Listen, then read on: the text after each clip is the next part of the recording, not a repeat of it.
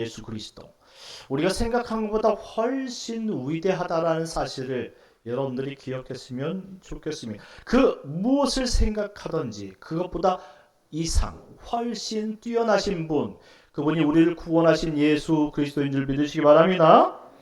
그러니 우리도 정말로 이 위대하신 예수 그리스도를 어떻게 해서든지 믿고 따를 수 있는 신앙을 가져야 되는 것입니다. 우리가 그런 신앙을 가지고 산다면 그것만큼 귀중한 인생은 없기 때문입니다. 지금 세상을 호령하는 미국이란 나라가 어떻게 세워졌습니까? 1620년 종교의 자를 찾아 떠난 청교도인들이 믿음으로 세운 국가가 바로 지금의 미국 아니겠습니까? 400년의 짧은 역사를 지내오면서 수많은 역사와 전통의 나라를 제치고 이렇게 세계 초인류 국가를 이룰 수 있는 데는 그들이 뛰어났기 때문이라 말할 수 없어요. 그 저변에서 그들과 함께 하시며 그들을 뛰어나게 만드신 하나님이 계시기 때문인 줄 믿으시기 바랍니다. 그러니 상징적인 나라이겠지요. 과거 이스라엘이 하나님의 택한 그 상징적인 나라였다면 지금 미국이 이와 같이 하나님께서 택하여 그들에게 이와 같은 복을 주셨음을 깨닫게 하는 나라라고 말할 수 있는 것입니다. 모두가 다 하나님의 은혜였기 때문에 가능할 수 있었다라는 사실입니다. 하지만 문제는 그런 부흥을 주신 하나님을 여전히 그들이 믿고 따르고 있는가라는 사실입니다. 호롱에 타는 불만 있고 심지 아래 기름이 없다면 여러분들 시간이 걸릴 뿐 결국 불은 꺼지도록 되어 있는 것 아니겠습니까? 그들은 과거 나라를 이끌던 이제 그들의 보수 신앙을 지키지 못하고 오히려 교회가 무너지고 있음에도 불구하고 먼 강 건너 이 불을 지켜보는 사람들처럼 변해 가고 있다는 사실을 알 수 있습니다. 개인주의 팽배와 코로나 이후 교회가 급속도로 무너지고 있음에도 그들의 신앙은 다시 돌아오고 있지 않다는 사실이죠. 하지만 아직도 이 미국인들은 개인적으로 신을 인정한다라고 이야기합니다. 중요한 것은 신을 인정하는 인식이 중요한 것이 아니라 신앙의 삶이 있는가라는 사실이죠. 인식하는 것도 중요하겠지만 그 인식만으로는 천국에 갈 수 없다 이 말입니다. 우리나라는 어떨까요? 우리나라 역시 1907년 평양 대부흥의 뜨거운 신앙 열정이 저는 이 대한민국 초대 유례 없는 부흥을 이끌었다라고 믿습니다. 그런데 이렇게 이룩한 대한민국의 부흥과 교회의 부흥이 지난 IMF 시대와 코로나19를 거치면서 현격하게 문제가 생겼고 줄어들고 있다라는 사실을 짚어볼 수 있습니다. 어떻게 해서 이와 같이 급격하게 타올랐던 이 열정이 한순간에 무너질 수 있겠느냐 이 말이죠. 여기에는 개인주의와 포스트 모더니즘의 영향이 절대적이다라고 생각해 볼 수 있습니다. 한마디로 우리가 옛날에 절대적으로 붙잡고 있던 이 신앙 공동체 사상이 상대적으로 개인 중심으로 바뀌면서 우리가 다 같이 모이지 않고 온전히 교회를 섬기지 않아도 얼마든지 구원에 이룰 수 있다는 보편적 가치관이 팽배해졌기 때문이라고 말씀드리고 싶은 거예요. 그래서 각 교회들마다 여러분들 예전에 4분의 1이 대한민국의 교인들이다 라고 설명을 했지만 이제 5분의 1도 교회 다니지 않는 그런 형국에 빠져 있는 것이죠. 교회들이 무너지고 있음에도 불구하고 어떻게 이 상황을 대처할 수 없다는 말입니다. 무엇이 문제입니까? 어떤 것이 문제이냐 이 말이죠. 여기는 지성은 있는데 영성이 사라졌기 때문이라 말씀드리고 싶습니다. 하나님을 인식하는데 우리는 너무나 잘 알고 있지만 우리가 따르려는 의지는 사라졌다 이 말이죠. 그러니 우리가 신앙생활을 한다 말하지만 머리로 할 뿐 우리가 마음과 몸으로 하지 않는 시대가 되어졌다라는 거예요. 그래서 지금 각 교회마다 이런 위기 속에 있는 것이죠. 그런데 중요한 것은 성경 속에는 그럼 이런 시대적 위기가 없었느냐라고 물을 때에 여전히 성경 속에는 시대적마다 위기가 있었다라는 사실입니다. 그때마다 신앙을 뜨겁게 붙들고 살아가는 인내하는 성도들이 있었기 때문에, 그리고 현 시대를 분별할 수 있는 그런 총명 있는 지도자들이 있었기 때문에 그들은 시대마다 그런 어려움을 타파할 수 있었다 이 말입니다. 영적인 눈을 가지고 영적인 신앙생활을 하지 못한다면 결국 우리가 인지하는 이 지식만으로는 결국 천국에 들어갈 수 없고 신앙생활을 온전히 했다고 말할 수 없다라는 것입니다. 그러니 시대가 악하다고 말할수록 우리는 하늘 더욱더 의지하는 귀한 인내의 믿음의 삶을 붙들길 예수님의 이름으로 축원합니다. 오늘 본문에도 이와 같은 시대 상황을 언급하고 있습니다. 어떻게 해서든지 하나님의 은혜를 따라 신앙하도록 권면하는 이 히브리서 저자의 그 메시지를 우리가 새겨 들어야 된다는 말씀입니다. 오늘 본문을 이해하기 위해선 이 같은 맥락으로 사용되어진 기록되어진 히브리서 5장 11절 이하의 말씀을 잠시 읽어볼 필요가 있습니다. 히브리서 5장 12절 말씀입니다. 다 같이 읽겠습니다. 시작. 때가 오래되었으므로 너희가 마땅히 선생이 되었을 터인데 너희가 다시 하나님의 말씀의 초보에 대하여 누구에게서 가르침을 받아야 할 처지이니 단단한 음식은 못 먹고 젖이나 먹어야 할 자가 되었도다. 아멘. 때가 오래되었다라는 표현을 보니 그들이 예수를 믿고 지낸 지 오랜 시간이 흘렀다라는 표현이겠죠. 정확히 어느 정도의 시간이 흘렀는지 우리는 알 수 없습니다. 하지만 유대 기독교인들에게 기독교 역사라는 것이 생겼다라는 표현이에요. 신앙이 여러분들 10년, 20년이 지나면 나 혼자 믿는 것이 아니죠. 다음 세대에게 물려주는. 그래서 1대, 2대, 3대 신앙으로 넘어가는 거예요. 이처럼 유대 기독교인들도 그 처음 1대 믿었던 신앙이 2대로 넘어가고 3대로 넘어갔다라는 표현입니다. 그런데 그렇게 시간이 지나갔다면 문제는 마땅히 선생이 되어야 된다라는 사실을 표현하는 것을 우리가 알 수 있습니다. 우리가 어느 정도 시간이 지나지면 믿는 사람처럼 성숙해야 되는데 그렇지 못하는 것이 너무 이상하다라는 표현으로 지금 히브리서 저자는 이렇게 설명하고 있는 것이죠. 그러니 우리가 하나님의 말씀을 듣고 그냥 지식에서 그치는 신앙에서 머물면 안 된다라는 메시지를 지금 더불어서 강조용법으로 사용한 것이죠.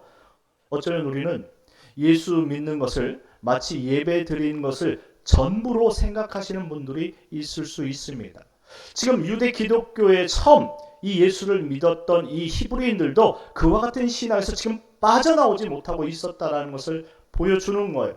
신앙의 안락과 신앙의 편의를 따라서 그냥 예배만 드리는 것이 그것이 성도인 줄 알고 이 성도의 삶을 다했다라고 생각하는 사람들이 너무나 많다라는 것이죠. 그런데 이것이 전부가 아니라는 말씀입니다. 그러니 마땅히 선생이 되었을 시간이라는 사실, 우리가 누군가의 앞에서 리더가 되어지고 지도자가 되어져서 후대를 여러분들 양육하고 그들에게 본이 되어서 신앙을 이끌어가야 되는 그러한 지도자가 되는 것이 당연한데 우리 삶이 그렇지 못하고 오히려 초보에 머물러 있어 누군가의 안타까움, 누군가의 신앙에 동정을 일으킨다면 그것은 잘못된 신앙이라고 지금 지적하는 것이죠. 이유는 무엇일까요? 이들이 왜 이렇게 자라나지 못하는 것이냐 이 말입니다. 13절 말씀에 보니까 젖을 먹는 자마다 어린아이니 의의 말씀을 경험하지 못한 자니라 라고 말합니다. 젖을 먹는다는 것은 무엇입니까? 젖이란 아주 기초적인 성경적인 표현을 의미하는 것이죠. 아마도 그들은 기독교에 입문하기 위해 처음 교회에서 가르쳤던 그 교육에 머물러 있다라는 사실을 강조한 것 같습니다. 처음에 우리가 교회 가면 어떻게 무엇을 배웁니까? 기도하는 법을 배우고 왜 우리가 교회 나와야 되는지를 가르쳐 주죠. 그리고 나서 우리가 교회를 잘 다니면 우리가 마지막에 우리가 심판을 받지 않고 하나님 나라에 들어간다는 사실을 가르쳐 주고 있는 거예요. 그런데 중요한 것은 그들은 이 초보적인 처음 믿는 신앙을 벗어나지 못한 채 맨맨 그 자리를 돌고 있었다라는 거예요. 그래서 오늘 히브리서 저자는 의의 말씀을 경험하지 못했구나 라고 한탄하는 것이죠. 의의 말씀을 경험하는 것이 무엇이냐라는 것이죠. 의는 뭡니까? 하나님께서 우리에게 베푸는 칭의를 말하는 것이죠. 너희가 하나님의 자녀가 되었구나. 구원의 확신을 가진 담대함을 말하는 것입니다. 그런데 이들은 자녀가 되었다라는 사실까지 인정을 했으나 그 이상 자라나지 못했다라는 표현이에요. 딱 거기까지만 믿고 있었다는 칭의.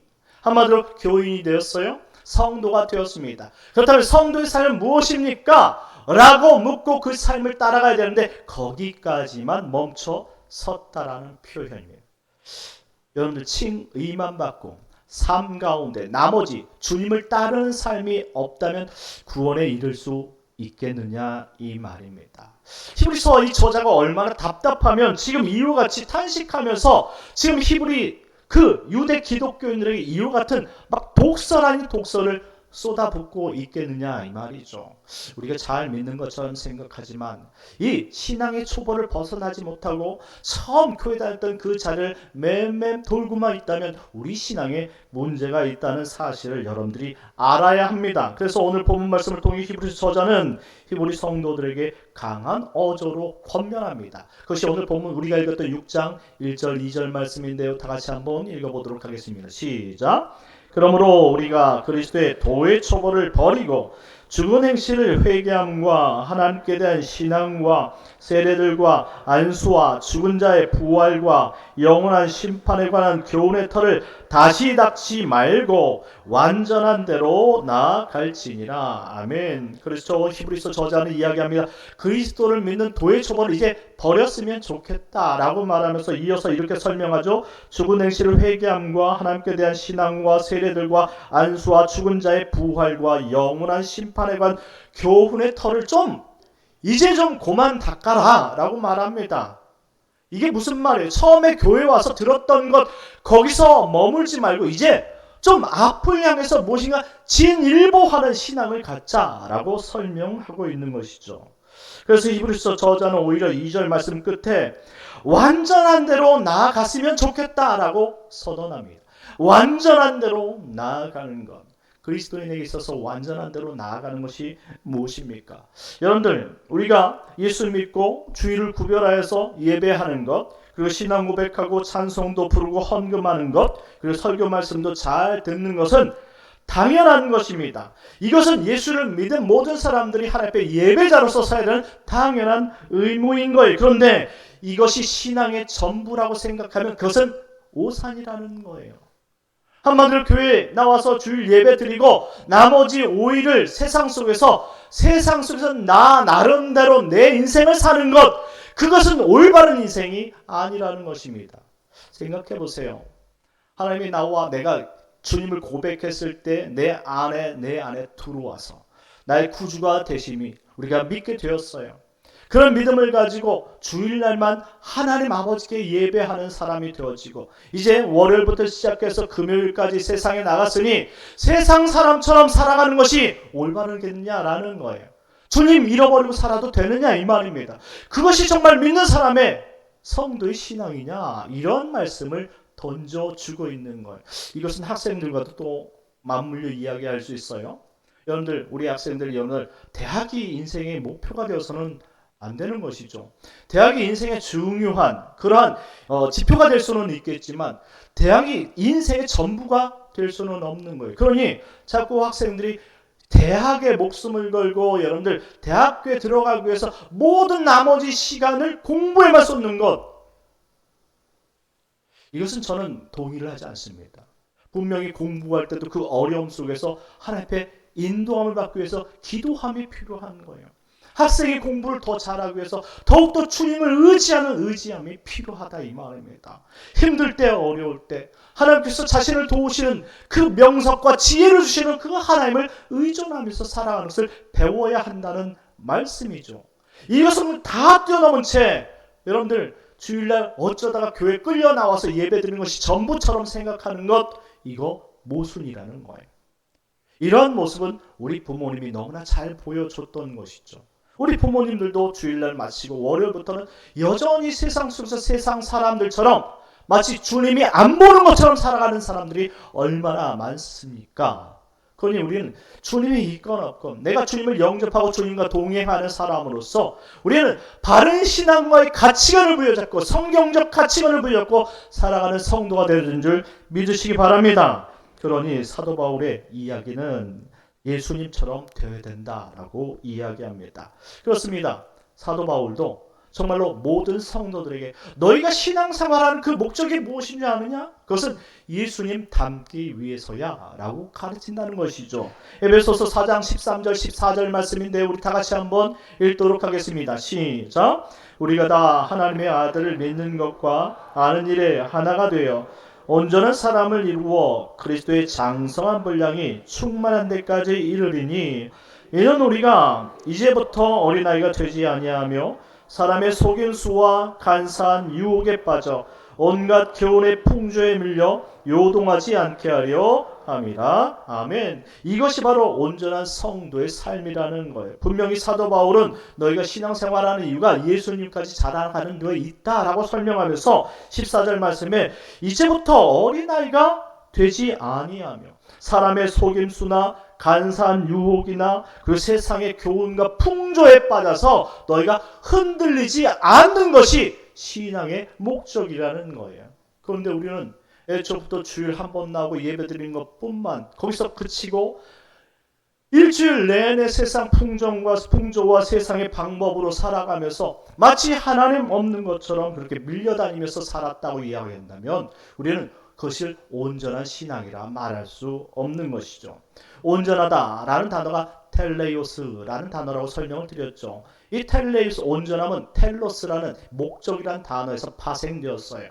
한마디로 온전이라는 것은 그 목적을 이루어가는 것이 온전이라는 거예요. 그것을 마지막 점을 찍었을 때 완전이라고 표현하는 것이죠. 그러니 우리가 신앙의 온전 그리고 인생의 온전을 이루기 위해서는 반드시 그 예수님까지 자랑하는 목적을 이룰 때에 가능하다라는 것입니다. 그러니 우리가 신앙생활하는 그 예수를 믿고 이 자리에 나와서 예배드리는 것은 단지 신앙의 시작점일 뿐 마지막 점이 아니라는 사실을 기억해야 한다는 것이죠. 우리는 지금 이 자리에서 당연히 예수를 믿고 우리가 예배드리는 의무를 통해서 하나님께 영광 돌리고 그리고 이제 큰 은혜를 받았으니 이제 한 주간 세상 속에서 어떠한 신앙으로 살아가야 되는가라는 숙제를 가지고 세상으로 나아가야 된다는 말이에요. 그러니 예수를 믿는 사람은 세상 속에서도 예수 믿는 것처럼 살아야 되는 것이죠. 가정에서도 예수님 믿는 것처럼 그렇게 서로 사랑하면서 살아야 된다는 말입니다. 근데 과거에는 어떻겠습니까? 과거에는 그냥 교회만 잘 나오면 된다라고 생각했던 것이죠. 하지만 그것은 더 이상의 신앙이 아니라는 말씀입니다. 4절과 5절과 6절 말씀 다 같이 한번 읽어보도록 하겠습니다. 4, 5, 6절 다 같이 읽겠습니다. 시작. 한번 빛을 받고 하늘의 은사를 맛보고 성령에 참여한 바 되고 하나님의 선한 말씀과 내세 능력을 맛보고도 타락한 자들은 다시 새롭게 하여 회개할 수 없나니 이는 그들이 하나님의 아들을 다시 십자가에 못 박아 드러내놓고 욕되게 함이라. 아멘. 무슨 말씀입니까? 앞에 정말로 이 히브리인들, 특별히 기독교 유대인들이 예수를 믿고 나서 시간이 지나가니까 상황에 의해서 점점 나태해지는 신앙을 갖게 되었다라는 것이죠.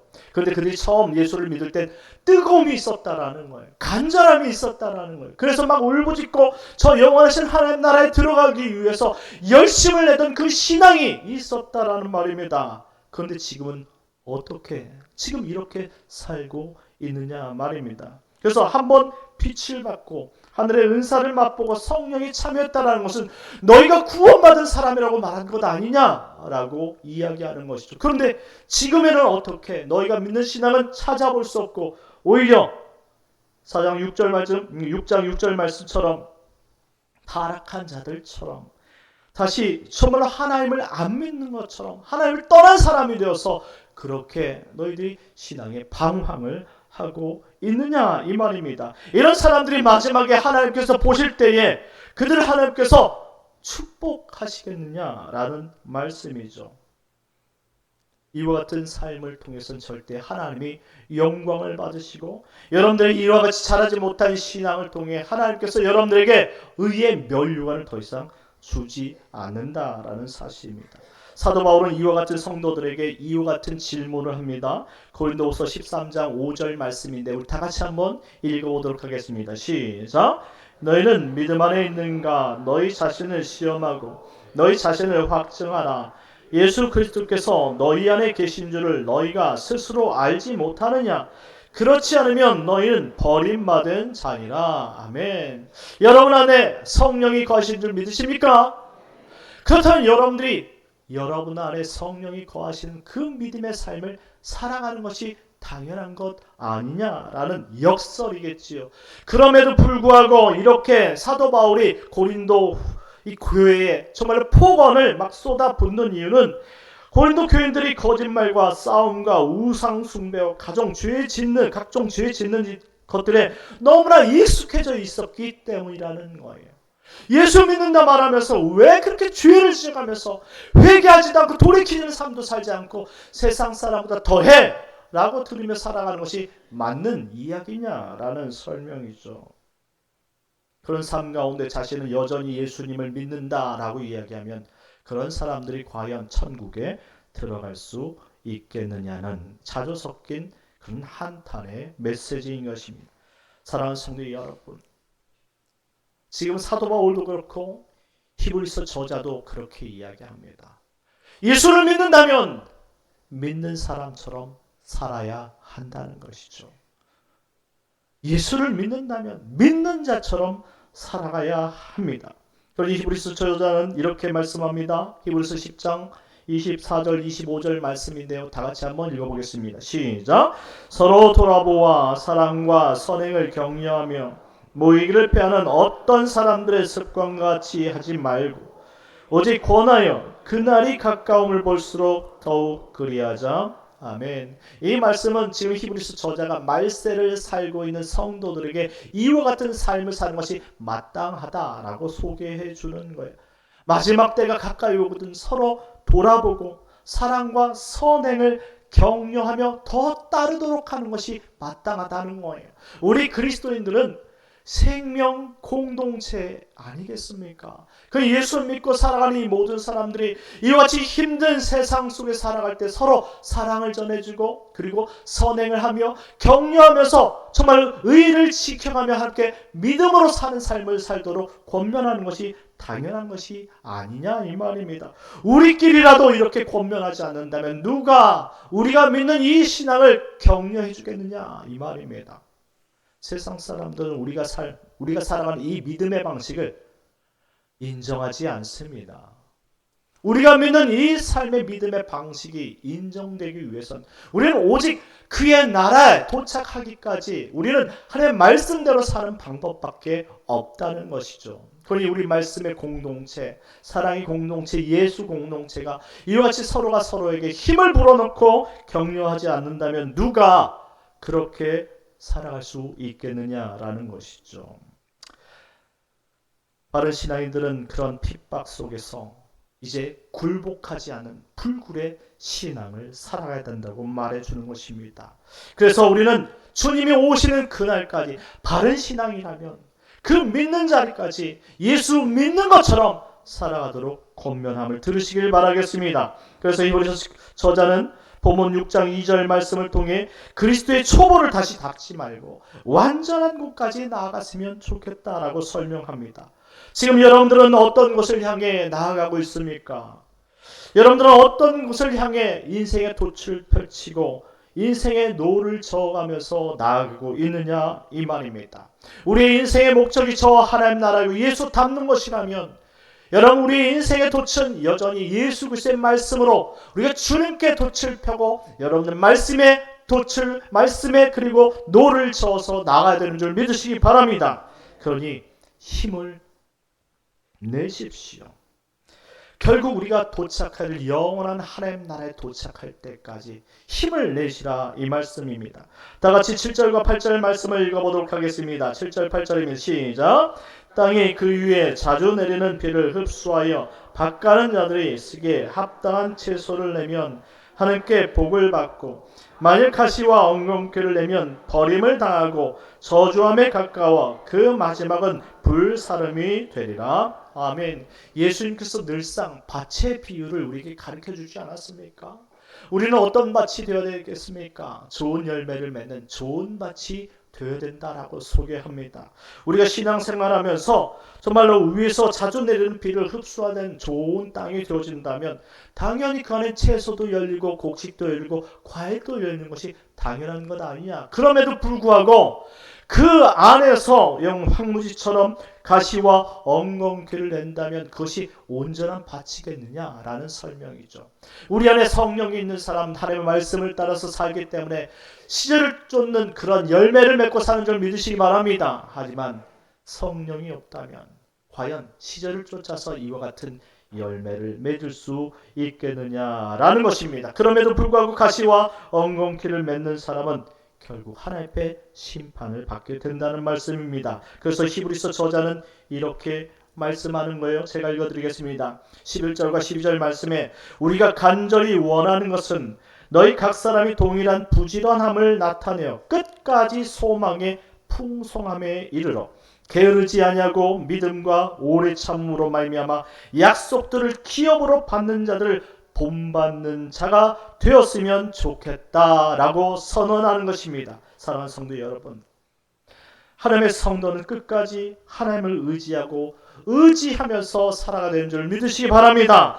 그러니 힘들면 힘들수록 나에게 은혜를 주신 유일한 분, 그 하나님 한 분 부여잡고 앞서 선진들이 이 믿음 부여잡고 끝내 천국문을 두드렸던 것처럼 우리도 그들의 삶을 조금이나 본받아서 어려울 때나 힘들 때나 말씀에 능력을 부여잡고 기도의 능력으로 말미암아 우리가 다시 힘을 얻어서 저 천국문을 향해 한 걸음 한 걸음 나아가 하나님께서 매 순간마다 이슬처럼 내려주는 하나님의 능력을 덧입고 내가 어려울 때나 힘들고 지쳤을 때 나의 위로자가 되시고 나의 힘의 능력의 원천이 되시는 그분의 능력을 따라서 다시 한번 일어서서 주님께 전진하라는 말씀입니다. 그러니 이와 같은 일들을 여러분들이 같이 우리가 신앙하는 공동체로 모였으니 끝까지 주님을 바라보고 신앙하며 의지하며 또 의지하며 살아가는 복된 성도님들 되시길 예수님의 이름으로 축원합니다. 우리 시간 다시 잠시 기도하도록 하겠습니다. 하나님, 한 주간을 살아갈 때 이처럼 예배가 전부가 아니라 하나님 예배 이후에 우리 삶을 하나님과 동행하게 하여 주시옵시고 말씀대로 살아가는 능력을 주시옵시고 기도의 능력으로 하나님 세상 가운데 주님을 믿는 사람처럼 살게 하여 주옵소서. 주여 한번 내시 기도하도록 하겠습니다. 주여 하나님 아버지 감사합니다. 하나님 주님께서 우리에게 은혜를 베풀어 주셨으므로 우리가 이전에 나온 줄 고백합니다. 하지만 더 은혜를 아버지 저희들 은혜 안에 거하길 소망하오니 하나님 믿음으로 살다가 주님 부르실 때에 하나님 아버지 영광 돌릴 수 있는 믿음의 인생들이 되게 하여 주옵소서. 주님 없이는 아버지 한 걸음도 갈 수 없고 주님 없이 살아갈 수 없사오니 오직 주님만 바라보며 주님께 나갈 수 있는 거룩한 성도들이 되게 하여 주옵소서. 인내하게 하여 주시옵시고 예수님을 믿는 것처럼 살게 하여 주시옵시고 하나님을 의지하며 더욱 의지하며 살아가는 저희들 되게 하여 주옵소서. 예수님의 이름으로 기도드리옵나이다. 아멘. 참 좋으신 하나님 은혜를 감사합니다. 하나님 2월달도 잘